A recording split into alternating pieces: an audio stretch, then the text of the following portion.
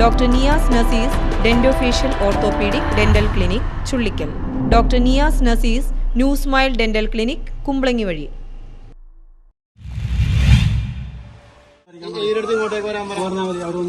എത്ര ദിവസമായി അറിയോ? 13 ദിവസമായി വെള്ളം. ഉപ്പുവെള്ളമാണ് കുടിക്കണ. ഉപ്പുവെള്ളം ആളുകള് ഇല്ല, ഉപ്പുവെള്ളമാണ് കുടിക്കണ. ഇതിനകത്ത് ആളുകള് ഉപ്പുവെള്ളം കുടിക്കണം. ഒരു വെള്ളം കയറിയിട്ട്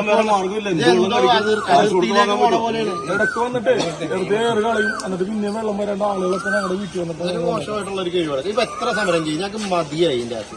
കാരണം ഇവര് നന്നാവൂല. നമുക്ക് കിട്ടേണ്ട 7 MLT വെള്ളം എറണാകുളത്തേക്ക് കടത്തിക്കൊണ്ടുപോകണേണ്. ആളുകൾക്ക് പ്രാഥമിക ആവശ്യങ്ങൾ പോലും നിർവഹിക്കാൻ പറ്റണില്ല.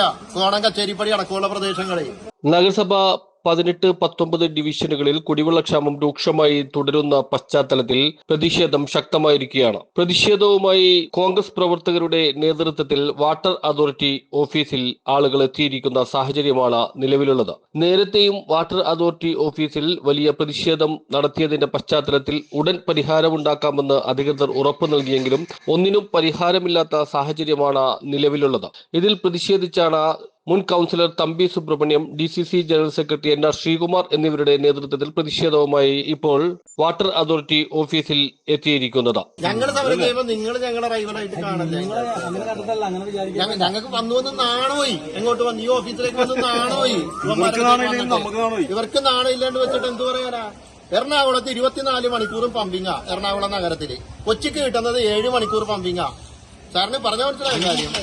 ഫുൾ ടൈം പമ്പിങ് എറണാകുളം നഗരത്തിൽ കൊടുത്തിട്ട് നമ്മുടെ 13 MLT വെള്ളമാണ് അങ്ങോട്ടേക്ക് കൊടുക്കണത്. അപ്പിയിട്ടാൽ പോലും കഴുകാൻ വെള്ളമില്ല ആളുകൾക്ക്. ഉള്ള കാര്യം തുറന്നു പറയാം. പല വീടുകളുടെ അവസ്ഥ 1.5 സെന്റിലിരിക്കുന്ന വീടാണ് പല മേഖലയിലും. എന്നിട്ട് ഇവന്മാർ എറണാകുളം നഗരത്തിലേക്ക് വെള്ളം മുഴുവൻ കടത്തി കൊടുത്തിട്ട് ഇവിടുത്തെ ആളുകൾ ഉപ്പുവെള്ളം കുടിപ്പിക്കുന്ന രീതിയിൽ ഒരു വെള്ളമാണ് മുഴുവൻ അടിച്ചു കയറണത്. News bureau, Mattancherry.